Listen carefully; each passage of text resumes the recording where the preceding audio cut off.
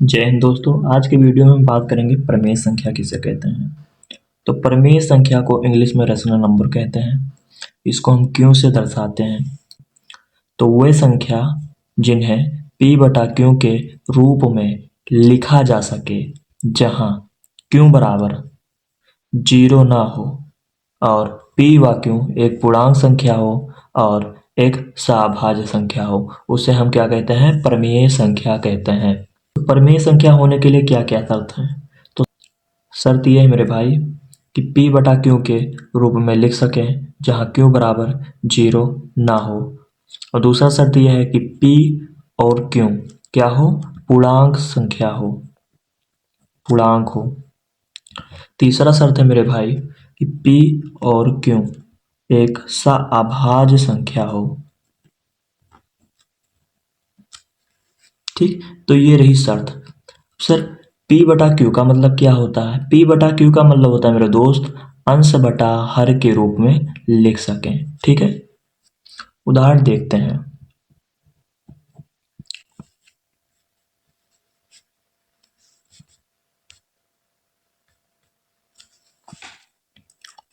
उदाहरण देखते हैं जैसे 1/2। तो एक क्या है, एक एक पूर्णांक संख्या है। दो क्या है, एक पूर्णांक संख्या है। ठीक, तो ये क्या हुआ, एक प्रमेय संख्या हो गया। 3, अब 3 क्या है, एक पूर्णांक है। चलिए ठीक है, समझ में आता है। बट इसको अंश बटा हर के रूप में कैसे लिखें। भैया जब कोई संख्या ऐसे लिखी होती है साधारण फॉर्म में, तो उसके बटे में हम 1 लिख सकते हैं। देखिए अब इसको हम p बटा क्यू के रूप में बना दिए।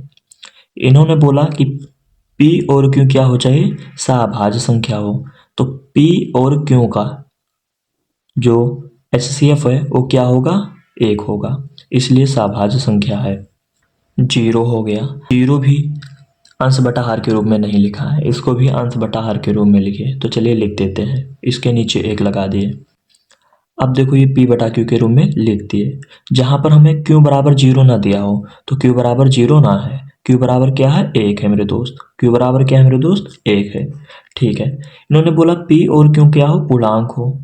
ठीक है, तो भैया 0 भी एक पूर्णांक है और 1 भी पूर्णांक है। ठीक है, इनका दूसरा केस भी पूरा हो गया। तीसरी बात इनकी देखो, p और q क्या हो, सअभाज्य संख्या हो। सअभाज्य संख्या का मतलब होता है HCF जो होता है क्या होना चाहिए, 1 होना चाहिए। ठीक है, तो इन दोनों का HCF लोगे तो क्या आएगा, 1 ही आएगा। ठीक है मेरे भाई, 6/2 ले लिया हमने।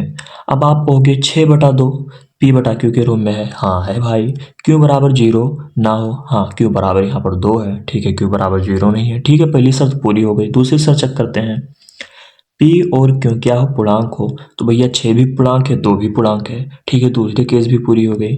तीसरी केस इन्होंने क्या कहा, p और q क्या हो, सअभाज्य संख्या हो।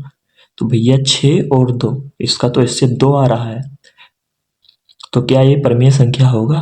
जी हाँ दोस्तों, ये प्रमेय संख्या होगा, क्योंकि जब इसका हम सरलीकरण करेंगे यानी कि इसको सिंपल फॉर्म में लिखेंगे तो ये प्रमेय संख्या बनेगा। देखिए कैसे करते हैं, जब इसको हम 2 से भाग दे देंगे तो क्या हो जाएगा, 2 तिहाई 6। अब मेरे दोस्त ये 3 आ गया, 3 के बराबर हो गया। अब 3 को बटा में हम 3/1 लिख सकते हैं। ठीक है, तो ये क्या बन गया, प्रमेय संख्या बन गया। ठीक, अब और समझिएगा, जैसे 8/2, 8/2। देखिए इसका भी HCF क्या आ रहा है, 2 आ रहा है। ठीक, देखिए 8/2, तो 8/2 भैया p बटा क्यू के रूप में लिखा है। जी हाँ लिखा है। क्यू बराबर 0 है या नहीं है, जी क्यू बराबर 2 है।